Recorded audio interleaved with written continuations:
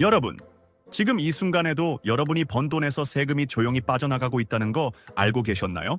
예금이자 받을 때, 펀드 수익 날 때, ETF 배당 받을 때 매번 15.4%씩 세금이 자동으로 떼여요. 100만 원 벌면 15만 4천 원은 그냥 사라지는 거거든요. 근데 이걸 합법적으로 안 내도 되는 계좌가 있어요. 심지어 정부가 직접 만들어서 써라고 권유하는 계좌예요. 근데도 아직 이 계좌 없으신 분들 정말 많거든요. 이름이 어렵고 종류도 복잡하고 뭔가 나한테 해당 안 되는 것 같은 느낌? 오늘 그 오해 다 풀어드리겠습니다. 오늘도 이해하기 쉽게 전달해 드릴 테니 꼭 집중해 주세요. 자, 그러면 이 계좌가 뭔지부터 짚어드릴게요. ISA라는 게 뭔지 모르시는 분들을 위해 먼저 설명드릴게요. ISA는 Individual Savings Account의 약자로 한국어로 하면 개인 종합자산 관리 계좌예요. 이름은 길고 어렵지만 내용은 단순해요. 한마디로 하나의 계좌 안에 예금, 펀드, ETF, 주식, 채권 같은 걸 다 넣어서 굴릴 수 있는 통장인데 거기서 발생한 수익에 대해 세금을 확 줄여주는 계좌예요. 쉽게 비유하면 이런 거예요. 일반 계좌는 물건 살 때마다 세금 내는 일반 가게고 ISA 계좌는 정부가 만든 면세점이에요. 같은 물건인데 면세점에서 사면 더 싸게 살 수 있잖아요. ISA도 똑같아요. 같은 투자를 해도 일반 계좌에서 하면 세금 내고 ISA에서 하면 세금을 확 줄이거나 아예 안 낼 수 있어요. 그럼 구체적으로 어떤 혜택이 있냐고요? 첫 번째, 비과세 혜택이에요. 이 계좌를 3년 이상 유지하면 그동안 발생한 순이익 200만 원까지는 세금이 0원이에요. 일반 계좌였으면 200만 원 수익에 세금 30만 8천 원 냈을 거거든요. 그게 그냥 제 주머니에 남는 거예요. 그리고 소득이 낮으신 분들, 정확히는 총급여 5천만 원 이하이거나 종합소득 3,800만 원 이하이신 분들은 서민형 ISA로 가입하실 수 있어요. 이분들은 비과세 한도가 400만 원으로 2배예요. 이 부분이 정말 중요합니다. 비과세라는 게 단순히 세금을 나중에 내는 게 아니라 아예 안 내는 거거든요. 내 통장에 들어오는 돈이 그대로 다 내 돈이 되는 거예요. 두 번째, 분리과세 혜택이에요. 분리과세가 뭔지 모르시는 분들을 위해 설명드릴게요. 보통 금융소득이 연간 2천만 원을 넘으면 금융소득 종합과세 대상이 돼서 다른 소득이랑 합산해서 최고 45%까지 세금을 낼 수도 있어요. 근데 ISA 안에서 발생한 수익은 비과세 한도를 넘더라도 딱 9.9%만 내고 끝이에요. 일반 세율 15.4%보다도 낮고 종합과세에도 합산이 안 돼요. 마치 다른 소득과 완전히 분리된 별도 상자에 넣어두는 것처럼 이 안에서의 수익은 별개로 처리되는 거예요. 세 번째, 이게 진짜 꿀인데요.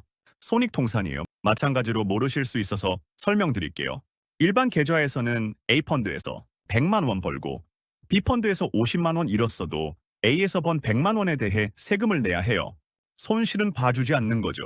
근데 ISA 안에서는 수익과 손실을 서로 합산해줘요. A에서 100만 원 벌고 B에서 50만 원 잃었으면 순이익이 50만 원이 되는 거고 그 50만 원에 대해서만 세금을 계산하는 거예요. 투자하다 보면 어떤 건 오르고 어떤 건 내리잖아요. 그 현실을 감안해주는 구조예요. 자, 그럼 가입 조건은 어떻게 될까요? 생각보다 훨씬 쉬워요. 만 19세 이상 국내 거주자면 소득이 있든 없든 누구나 가입할 수 있어요. 주부도 학생도 은퇴하신 분도 다 돼요. 단, 직전 3년 중 한 해라도 금융소득 종합과세 대상자였으면 가입이 안 돼요. 연간 금융소득이 2천만 원 이상인 분들인데 이분들은 어차피 자산가시니까요. 사실상 대부분의 일반 시민들은 다 가입할 수 있다고 보시면 돼요. 납입은 1년에 최대 2천만 원까지 가능하고 5년 동안 총 1억 원까지 넣을 수 있어요. 중요한 건 올해 1천만 원만 넣었다면 내년엔 3천만 원까지 넣을 수 있어요. 안 쓴 한도가 다음 해로 2월 되거든요. 그리고 계좌 종류도 하나 짚고 가야 해요. 크게 세 가지가 있어요. 은행에서 가입하는 신탁형, 금융사가 알아서 굴려주는 일임형, 그리고 본인이 직접 주식이나 ETF를 사고 팔 수 있는 중개형이에요. 요즘은 직접 투자하려는 분들이 많아서 증권사에서 중개형으로 많이 개설하세요. 스마트폰 앱으로 실뿐이면 개설돼요. 그럼 이게 우리 실생활에 어떤 영향을 줄까요?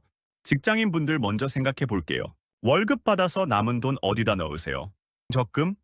이자 받을 때 12.4% 세금 내고 ETF 투자하면 배당에도 세금 내고 다 합산해서 2천만 원 넘으면 더 무거운 세금 맞잖아요. ISA에서 하면 이 구조가 달라져요. 같은 수익을 내도 손에 쥐는 돈이 더 많아지는 거거든요. 40, 50대 분들 중에 자녀 대학 등록금이나 결혼 자금 모으시는 분들 계시잖아요. 딱 3년 있으면 되는 목돈 마련에 ISA만 한 게 없어요. 3년만 지나면 비과세 혜택 받고 해지할 수 있거든요. 단기 재테크용으로도 충분히 활용되는 거예요. 직장 없으신 주부분들도 해당돼요. 소득 없어도 가입되거든요. 생활비 아끼고 모은 돈을 이 계좌에 넣어서 ETF나 채권에 넣어두면 이자나 배당 받을 때 세금 없이 복리 효과를 극대화할 수 있어요. 그리고 은퇴를 앞두신 5깅 60대 분들한테는 이 계좌가 노후 준비의 첫 번째 관문이 될 수 있어요. ISA를 3년 운용한 뒤 해지하고 그 돈을 연금 저축 계좌로 옮기면 전환 금액의 10%, 최대 300만 원까지 세액공제를 추가로 받을 수 있거든요. ISA로 절세하고 연금으로 또 절세하는 이중 절세 구조가 만들어지는 거예요. 많은 분들이 진짜 헷갈려 하시는 부분이 있어요. ISA는 투자 상품이라서 원금 손실 날 수도 있는 거 아닌가요? 라고 걱정하시는 분들이 계세요. 근데 ISA는 투자 상품이 아니에요. 세금 혜택을 주는 계좌 그릇이에요. 그 안에 뭘 넣느냐는 본인이 결정하는 거예요. 안전하게 예금이나 채권만 담아도 되고 적극적으로 ETF를 담아도 돼요. 어떤 선택이든 일반 계좌보다 세금을 덜 내는 건 똑같아요. 그렇다면 앞으로 ISR을 어떻게 바라봐야 할까요? 정부가 지금 ISA 제도를 더 강화하는 방향으로 움직이고 있어요. 이재명 대통령이 직접 국내 주식 장기 투자제에 대한 세제 혜택 마련을 지시했고, 현재 국회에서는 비과세 한도를 500만 원, 나아가 국내 주식과 펀드에 집중 투자하면 최대 1천만 원까지 비과세해주는 방안도 논의되고 있어요. 만약 이 개편안이 통과된다면 어떻게 될까요? 지금 일반형 ISA 비과세 한도가 200만 원인데 이게 1천만 원까지 늘어나면 계산이 완전히 달라져요. 1천만 원 수익의 세금이 0원이면 일반 계좌 대비 154만 원을 그냥 버는 거거든요. 이렇게 되면 ISA는 진짜 국민 재테크 필수 계좌로 자리 잡을 거고 지금 가입해서 먼저 3년 의무 기간을 채워두는 사람이 그 혜택을 가장 크게 누릴 수 있어요. 물론 제도가 그대로 유지되거나 개편이 천천히 진행될 수도 있어요. 기재부가 너무 복잡한 구조는 피하고 싶다는 입장이거든요.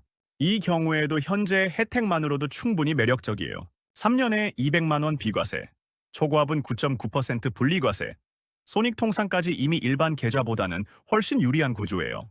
반대로 최악의 경우를 생각해보면요. 제도가 아예 축소되거나 폐지되는 시나리오도 이론상 가능해요. 근데 ISA는 영국, 일본 같은 나라에서 수십 년째 운영되고 있는 제도고 한국도 서민자산 형성이라는 정책 목적이 있는 이상 갑자기 사라지기는 어려워요. 오히려 전 세계적으로 이런 계좌의 혜택이 강화되는 추세거든요. 그래서 지금 가입 안 하고 기다리는 건 리스크가 더 커요. 지금 당장 가입해서 3년 타이머를 돌려두는 게 어떤 시나리오에서도 유리한 선택이에요. 오늘 여러분들께 드리고 싶은 말씀은 이겁니다. 첫 번째, 지금 당장 개설하는 것 자체가 전략이에요. ISA는 가입일로부터 3년이 지나야 비과세 혜택을 받을 수 있어요. 오늘 개설하면 3년 후인 2028년부터 혜택을 받는 거고 내년으로 미루면 그만큼 늦어지는 거예요. 투자할 돈이 없어도 일단 계좌를 열어두는 것만으로도 타이머가 시작돼요. 당장 큰돈 안 넣어도 괜찮아요. 두 번째, 자기 상황에 맞는 유형을 선택하세요. 총급여 5천만 원 이하이신 분들은 꼭 서민형으로 가입하셔야 해요. 비과세 한도가 2배거든요. 그리고 직접 ETF나 주식 투자하실 분들은 증권사 중개형, 그냥 예금처럼 안전하게 쓰실 분들은 은행 신탁형이 맞아요. 내 상황에 맞는 유형을 선택하는 게 중요해요. 세 번째, ISA는 절세의 출발점이지 종착점이 아니에요. ISA에서 3년 굴리고 연금저축계좌로 전환하면 추가 세액공제까지 받는 구조가 만들어져요. ISA 연금저축 IRP로 이어지는 이 흐름이 대한민국에서 합법적으로 세금을 가장 많이 아낄 수 있는 루트예요. 처음 시작은 ISA부터가 제일 쉬워요. 그리고 한 가지 리스크도 말씀드릴게요. 3년 채우기 전에 중도 해지하면 그동안 받았던 세금 혜택을 다시 토해내야 할 수 있어요. 그래서 당장 3년 안에 꼭 써야 할 비상금은 넣지 마세요. 3년 이상 안 쓸 여유 자금을 넣는 게 맞아요. 또 ISR 안에서 해외 주식에 직접 투자하는 건 안 돼요. 국내 상장 해외 ETF는 가능하지만 미국 주식을 직접 사는 건 이 계좌로는 안 돼요. 이 점도 꼭 기억하세요. 오늘 영상의 핵심은 이거예요. 세금은 피할 수 없지만 줄일 수 있는 계좌는 분명히 존재하고 ISA가 바로 그 시작점이에요. 일반 계좌에서 투자하면서 매년 15.4% 세금 내는 것과 ISA 안에서 투자하면서 비과세 분리과세 혜택을 누리는 것. 10년, 20년이 지나면 그 차이가 얼마나 벌어져 있을지 한번 상상해 보세요. 어렵게 생각하지 마세요. 지금 증권사 앱 열고 ISA 중개형 계좌 하나 개설하고 딱 1만 원이라도 넣어두는 것부터 시작하면 돼요. 그 순간부터 여러분의 절세 타이머가 돌아가기 시작하는 거니까요. 오늘 영상이 도움이 되셨다면 좋아요와 구독 부탁드리고요. 다음에 더 유익한 내용으로 찾아뵙겠습니다. 감사합니다.